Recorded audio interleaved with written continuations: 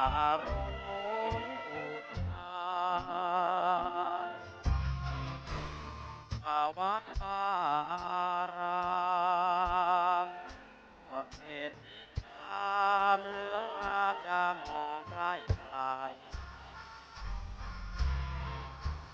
ที่อ่อนตรงอันสดใสตัดใจให้งงบาปกรรมรู้จะรู้แล้วรวบแพ้เลิกแล้วอันไม่แล้วเอ่ยตื่นมาเสียจากเหตุเอ่ยเอ่ยมาชมเชยแสงแห่งวัดอารามเหตุตามเรื่องงามยามมองใกล้ไกลอ่อนตรงอันสดใสโปรดตัดไปให้พ้นบาปกรรมแท้รู้จะรู้แล้วแฟนเลิกแล้ววันไม่แล้วเพื่อนเอ่ย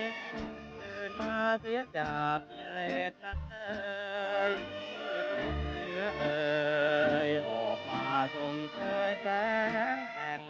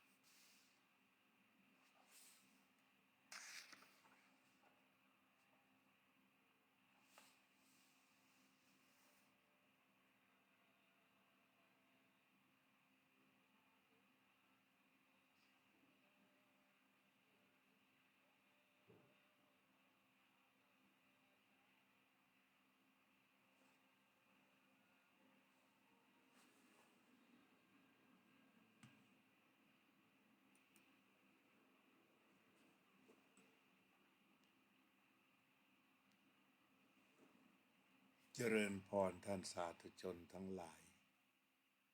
รายการธรรมทานจากวัดพุทธปัญญาเมืองพอมนารัฐแคลิฟอร์เนียประเทศสหรัฐอเมริกามาพบกับท่านผู้ฟังท่านผู้ชมอีกวาระหนึ่งรายการธรรมทานจากวัดพุทธปัญญายังคงนำเอาเรื่องของขันธ์ห้ามาศึกษาอีกช่วงหนึ่งเป็นการศึกษาที่เน้นความละเอียดตามที่พระพุทธองค์ทรงสอนเอาไว้อย่างลึกซึ้ง2 วันที่เราพูดมาคือวันที่10และวันที่11ธันวาคมพุทธศักราช2568นั้นเราได้พูดกันถึงเรื่องความหมายลงไปในรายละเอียดและต่อมาก็ได้พูดถึงอนิจจังทุกขังอนัตตาสัมพันธภาพที่เกี่ยวข้องกันเป็นลูกโซ่แล้วก็ในวันนี้เราก็พูดถึงขันธ์ที่ละเอียดที่หยาบหรือเป็นอดีตปัจจุบันอนาคตคือพระพุทธองค์ทรงนำกาละเข้ามาด้วยและทรงยืนยันว่าขันธ์ห้านั้นเป็นอนิจจังทุกขังอนัตตาทุกเวลาคือไม่มีเวลาใดไม่มีการใดแต่ทุกการเป็นอนิจจังทุกขังอนัตตา พระผู้มีพระภาคตรัสว่าภิกษุทั้งหลายเพราะฉะนั้นรูปอย่างใดอย่างหนึ่งที่เป็นอดีตอนาคตและปัจจุบันภายในหรือภายนอกหยาบหรือละเอียดเลวหรือประณีตไกลหรือใกล้ทั้งหมดนั้นเธอทั้งหลายพึงเห็นด้วยปัญญาอันชอบตามความเป็นจริงว่านั่นไม่ใช่ของเรา เราไม่เป็นนั่น นั่นไม่เป็นของเรา นี่ก็เรียกว่าเป็นการตัดห่วงโซ่อุปาทาน หรือตัดรอยต่อ ตัดรอยต่อของอุปาทาน ตัดจุดเชื่อมของอุปาทาน อุปาทานคือความยึดมั่นจะเกิดขึ้น ต่อเมื่อเห็นว่าเรา ทีนี้ตรงนี้พระพุทธองค์ทรงชี้ลงไปว่ารูปที่เป็นอดีตจะเป็นรูปใดๆก็ตามรูปของตัวเองก็ตามรูปผู้อื่นก็ตามสิ่งใดๆก็ตามสิ่งนั้นก็จะเหมือนกันหมดคือไม่ใช่ของเราแต่ก็เราก็ไม่ได้เป็นสิ่งนั้นสิ่งนั้นก็ไม่ใช่เป็นอัตตาคือมองรูปทั้งหมดหรือว่าในตัวที่ประกอบกันขึ้นจากธาตุดินน้ำไฟลมทั้งหลายนั้นเหมือนกันหมดก็คือไม่ใช่ของเราก็เป็นไปตามธรรมชาติเป็นของธรรมชาติไม่ใช่ของเราและเป็นของใครก็เป็นของธรรมชาติแล้วก็นั่นไม่เราไม่ได้เป็นอย่างนั้นไม่เป็นสิ่งนั้นนั่นไม่ใช่อัตตาของเราก็คือทุกอย่างมันเป็นธรรมชาติยกให้ธรรมชาติหรือยกให้ความว่างโดยความไม่ใช่ของเราไม่เป็นเราไม่เป็นของเราเราก็ไม่เป็นอะไร คือไม่ใช่ของเราตรงนี้ก็เป็นการตัดจุดเชื่อมต่อที่จะก่ออุปาทานตัดสะพานเชื่อมที่จะเกิดอุปาทานตรงคำว่าของเรานั่นไม่ใช่ของเราอันนี้เป็นมหามนตราเลยนั่นไม่ใช่ของเรานั่นเราไม่ได้เป็นนั่นไม่ได้เป็นนั่นไม่ได้เป็นโน่นไม่ได้เป็นนี่นั่นไม่ใช่อัตตาของเราก็คือไม่ใช่ทั้งอัตตาและก็ไม่ได้เป็นของเราต่อไปก็เวทนาอย่างใดอย่างหนึ่งในอดีตอนาคตและปัจจุบันภายในหรือภายนอกหยาบหรือละเอียดเลวหรือประณีตไกลหรือใกล้ทั้งหมดนั้นเธอทั้งหลายพึงเห็นด้วยปัญญาอันชอบว่านั่นไม่ใช่ของเราเราไม่เป็นนั่นนั่นไม่ใช่อัตตาของเราคือพระองค์ทรงสอนให้เห็นด้วยปัญญาให้มองด้วยปัญญาคือไม่ต้องเกลียดชังหรือไม่ต้องงมงายไม่ดูอย่างงมงายแต่ดูอย่างมีปัญญาว่านั่นไม่ใช่ของเราเราไม่เป็นนั่นนั่นไม่ใช่อัตตาของเรานี่ก็คือมหามนตราฉะนั้นเวทนาจะชอบหรือจะไม่ชอบมันเป็นสักว่าปรากฏการณ์ที่เกิดขึ้นไม่ใช่ของเราเราก็ไม่ได้เป็นอารมณ์นั้นเราไม่ได้เป็นเวทนานั้นและเวทนานั้นก็ไม่ใช่อัตตาของเราเวทนาก็ว่ากันตรงๆคือความรู้สึกชอบชังนั้นความรู้สึกชอบชังหรือยังเฉยๆนั้นเห็นด้วยปัญญาว่าไม่ได้เป็นของเรามันเป็นไปตามเหตุปัจจัยแต่ว่าไม่มีของเรา เราก็ไม่ได้เป็นอันนั้น เพราะมันมีปัจจัยที่เป็นตาเช่นนั้นแล้วก็ไม่ใช่อัตตาความชอบความชังนั้นมันไม่ใช่อัตตาที่เป็นของเราไม่มีเจ้าของมันเป็นเหตุปัจจัยที่เกิดขึ้นตามธรรมชาติแล้วก็ดับไปเช่นนั้นนี่เป็นตัวความรู้สึกชอบหรือไม่ชอบก็เป็นอนัตตาอย่างนี้เรียนตามคำสอนเช่นนี้ไปตามนี้พิจารณาตามนี้ด้วยปัญญา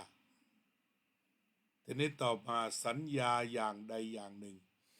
ที่เป็นอดีตอนาคตปัจจุบันภายในหรือภายนอกหยาบหรือละเอียดเลวหรือประณีตไกลหรือใกล้ทั้งหมดนั้นเธอทั้งหลายพึงเห็นด้วยปัญญาอันชอบตามความเป็นจริงอย่างนี้ว่านั่นไม่ใช่ของเราสัญญาก็คือความจำหรือว่าความลืม ความจำได้หมายรู้สิ่งที่มันผูกกันเอาไว้เรียกว่าสัญญานี่แหละทีนี้สัญญามันก็ไม่ใช่เป็นของเราความจำนี้ไม่ใช่เป็นของเราเราไม่ได้เป็นตัวความจำความจำมันก็คือความจำแต่ว่าไม่ใช่เราไม่ได้เป็นของเราสักหน่อยมันก็เกิดขึ้นตามระบบของมันอย่างนั้นแล้วก็สุดท้ายก็คือว่ามันไม่ได้เป็นอัตตาไม่ได้เป็นของเราคือไม่เป็นทั้งสองอย่างต่อไปก็สังขารการปรุงแต่งต่างๆก็ไม่ได้เป็นของเรามันก็เกิดตามเหตุตามปัจจัยที่จะเกิดแล้วก็ต้องดับไปก็เกิดมาจากวิญญาณทางตาหูจมูกลิ้นกายใจปรุงแต่งเสร็จแล้วก็ดับไปไม่ใช่เราแต่มันเป็นเพียงกระบวนการเฉยๆกระบวนการเกิดกระบวนการดับเกิดขึ้นอย่างเป็นกระบวนการดับอย่างเป็นกระบวนการก็คือตัวความคิดหรือจินตนาการดีบ้างไม่ดีบ้างอยู่ภายในนั้นเกิดแล้วดับไปไม่ได้อยู่คงทนถาวรแต่ประการใดจึงไม่ใช่ของเราเราไม่ได้เป็นตัวการปรุงนั้นที่มันปรุงมันก็เป็นเหตุปัจจัยไม่มีเราเข้าไปคือกันเราออกมาไม่มีเราสลายเราให้ได้ ภาษาหลวงพ่อพุทธะคือสลายตัวกูให้ได้อย่าเอาตัวกูเข้าไปใส่เพราะตัวกูเข้าไปใส่ในอะไรล้วนแต่สร้างเรื่องทั้งนั้นมันจะมีอุปาทานเกิดขึ้นทั้งหมดที่มีความรู้สึกสำคัญว่าตัวกูจุดอุปาทานจะเกิดตรงนั้นวิญญาณอย่างใดอย่างหนึ่งในอดีตอนาคตและปัจจุบันภายในหรือภายนอกหยาบหรือละเอียดเลวหรือประณีตไกลหรือใกล้ทั้งหมดนั้นเธอทั้งหลายพึงเห็นด้วยปัญญาของตนอันชอบตามความเป็นจริงว่าไม่ใช่ของเราเราไม่เป็นนั่นนั่นไม่ใช่อัตตาของเรามันเป็นเพียงปรากฏการณ์ เป็นอนิจจังทุกขังอนัตตาไม่ได้เป็นเราภิกษุทั้งหลายอริยสาวกผู้ได้สดับเห็นอยู่อย่างนี้ได้สดับคือสดับธรรมของพระพุทธเจ้าและเห็นด้วยปัญญาว่านั่นไม่ใช่ของเราเราไม่เป็นนั่นนั่นไม่ได้เป็นอัตตาของเราสดับแบบนี้ย่อมเหนื่อยหน่ายในสังขารทั้งหลายในรูปทั้งหลายในเวทนาย่อมเหนื่อยเบื่อหน่ายในสัญญาย่อมเบื่อหน่ายแม้ในสังขารย่อมเบื่อหน่ายแม้ในวิญญาณ เมื่อเบื่อหน่ายย่อมคลายกำหนัดกำหนัดนี่หมายความว่าความรักความฝังใจแล้วกำหนัดคือความฝังใจเพราะคลายกำหนัดจิตจึงหลุดพ้นไอ้กำหนัดก็คือความบีบลงไปที่ใจเอาใจไปกอดไปรัดไปเหนี่ยวไปหน่วงตัวนี้เป็นอาการของราคะทั้งหมดเพราะคลายกำหนัดจิตจึงจะหลุดพ้นคือเพราะความสิ้นไปแห่งราคะนั่นเองจิตจึงหลุดพ้นเมื่อหลุดพ้นย่อมมีญาณว่าหลุดพ้นแล้วพระอริยสาวกท่านจะรู้เองนะว่าเมื่อพ้นก็มีญาณรู้ว่าพ้นแล้วล่ะ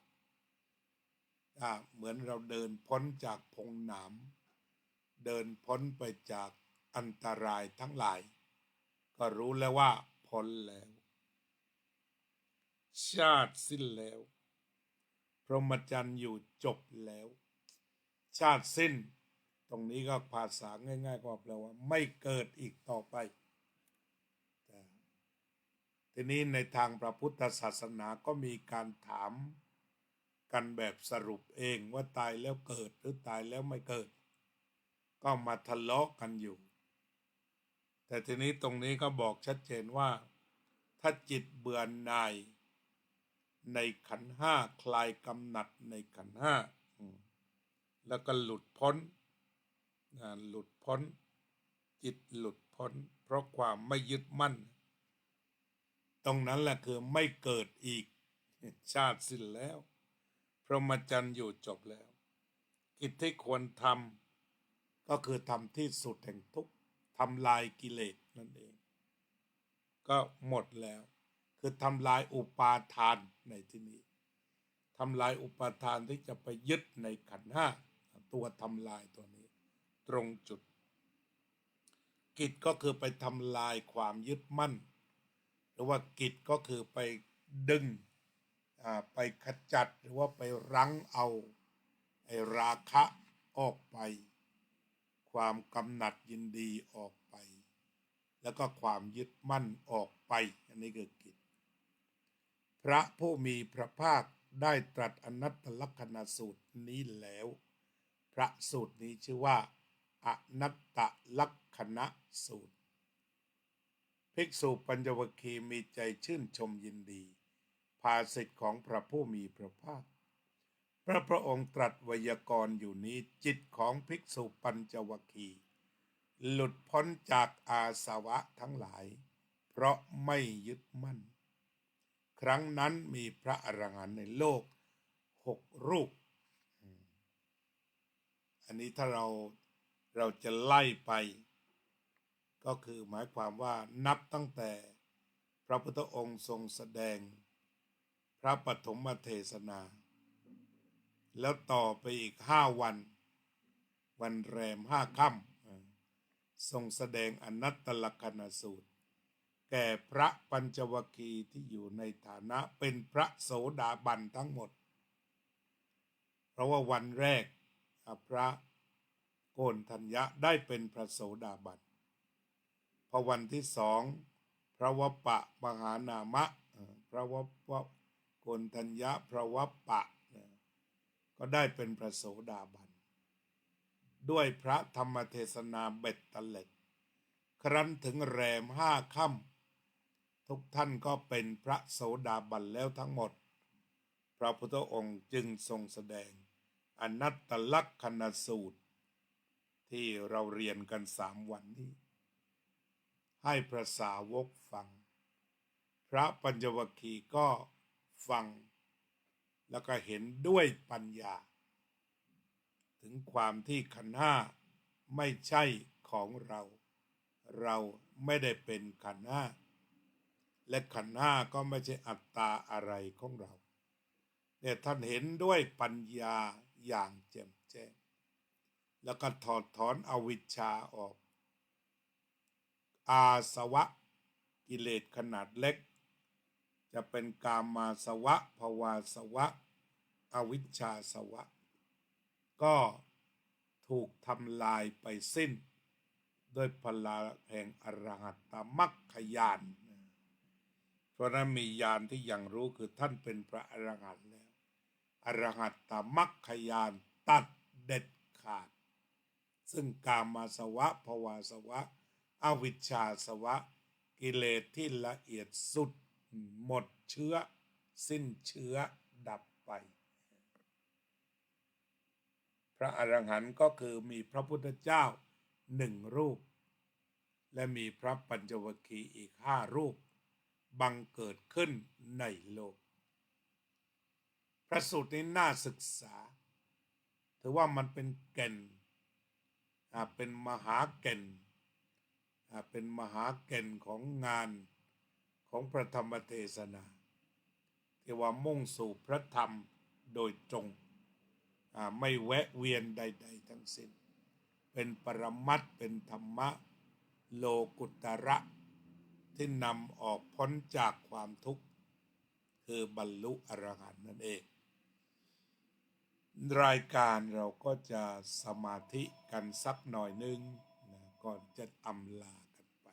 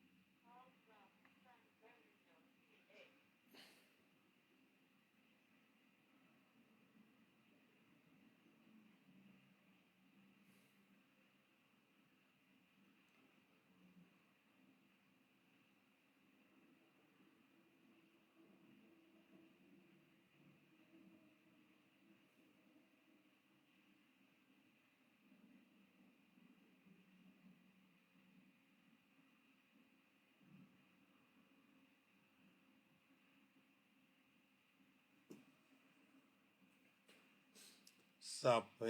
สัตตาสัตว์ทั้งหลายที่เป็นเพื่อนทุกข์เกิดแก่เจ็บตายด้วยกันทั้งหมดทั้งสิ้นอเวราโหนตุจงเป็นสุขเป็นสุขเถิดอย่าได้มีเวรแก่กันและกันเลยอัพพยาปัชชาโหนตุจงเป็นสุขเป็นสุขเถิดอย่าได้พยาบาทเบียดเบียนซึ่งกันและกันเลยอนีฆาโหนตุจงเป็นสุขเป็นสุขเถิดอย่าได้มีความทุกข์กายทุกข์ใจเลยสุขีอัตตานังปริหารันตุจงมีความสุขกายสุขใจรักษาตนให้พ้นจากทุกข์ไปทั้งสิ้นเถิดอภิวาทนาสีลิสะนิจจังวุธาปัจจายโนจัตตารโอธรรมาวัฏันติอายุวันโนสุขังภะลัง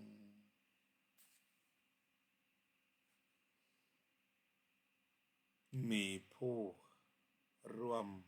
มหากุศลกันกี่คนวันนี้พี่น้องชาววัดพุทธปัญญาที่จะมาวัดได้รับทราบกันอีกครั้งวันนี้จะมีพระภิกษุและฆราวาสอุบาสกอุบาสิกาจากแถวLA และรัฐใกล้อำเภอใกล้เคียงเขาดีใกล้เคียงจะมาเรียนบาลีในโครงการบาลีสัญจรของสมัชชาสงฆ์ไทยในสหรัฐอเมริกาท่านที่เคยมาร่วมงานเช่นนำภัตตาหารผลไม้ตามแรงศรัทธามาถวายสังฆทานแก่พระธรรมทูตที่มาเรียนภาษาบาลีอันเป็นภาษาที่ทรงไว้ซึ่งพระพุทธพจน์พระพุทธวจนะหรือเป็นการสืบทอดอายุพระพุทธศาสนาขอเชิญท่าน ที่จะมากันได้ในวันนี้ได้มาร่วมโดยพร้อมเพรียงกันนี่ก็บอกกล่าวกันไว้ก่อนโยมศิวิไลยินมาแน่นอนโยมกัลยาว่องทิพย์คงคานี่ก็มาแน่นอนตั้งแต่เมื่อวานแล้วนะ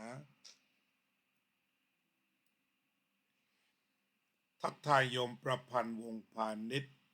โยมบัวผันฮอลโยมพยาวเจตพนัทโยมทิติมามาร์เทลโยมกัลยาว่องทิพย์คงคาโยมบัวผันฮอลโยมโซเฟียสุภาพรโยมอุบลอินทวงศ์โยมรมรวินจารุกุลศิลป์ท่านอาจารย์พระครูโชติธรรมบัณฑิตโยมกุลาพัชรดุลโยมสำราญเพียรนอกโยมศิวิไลศรีวงชัยโยมเค้นธนาโยมบัวผันหอนโยมกัลยาว่องทิพย์คงคาโยมทิติมามาร์เทลจากสวิตเซอร์แลนด์เมืองซังกาเลนส์วัดภาวนาพิรตาราม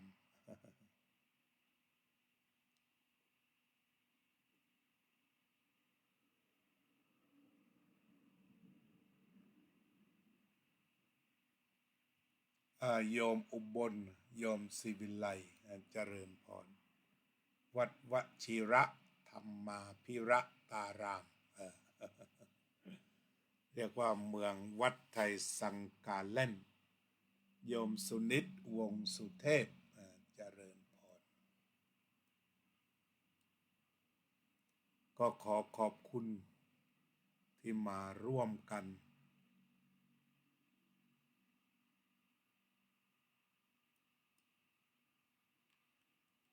เป็นประจำช่วยกันเผยแผ่พระพุทธศาสนาเรามาศึกษาพระไตรปิฎกพระพุทธพจน์กันเป็นเรื่องไปทำความเข้าใจให้กระจ่างสำหรับรายการธรรมทานวันนี้ต้องจากท่านสาธุชนไปก่อนท่านผู้ใดมีโอกาสก็ขอเชิญที่วัดพุทธปัญญาตั้งแต่10 นาฬิกาขึ้นไปขอความสุขสงบเย็นความเจริญในธรรมจงบังเกิดแก่ท่านสืบไปเถิด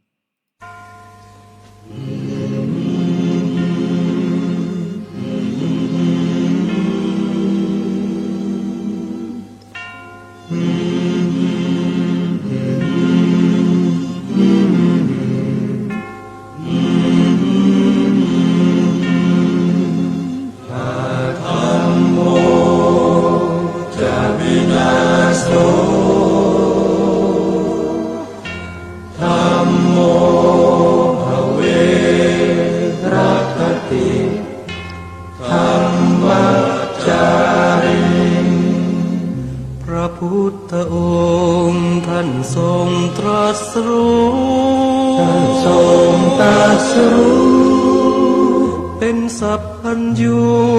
ตรัสสอนความจริงว่าธรรมะย่อมชนะทุกสิ่งเป็นที่พึงพิงแก่ผู้ประพฤติชอบธรรมธัมโมจะวินาโสธัมโม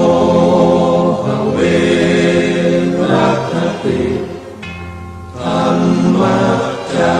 ริอำนาจใดๆก็ตามย่อมถึงความพินาศถ้าขาดธรรมะประจำไม่มีใครอยู่ค้ำฟ้าเราต่างเกิดมาใช้กันจงอยู่ใน ำคิดทำแต่กรรมที่ดีอาธรรมโมจะวินาโสธัมโมภเวรัคติธัมมัจจาริธรรมส่องสว่างสู่ทางสุขสีคำจุนโลกนี้นิรันดร์อาธรรมโมจะวินาโส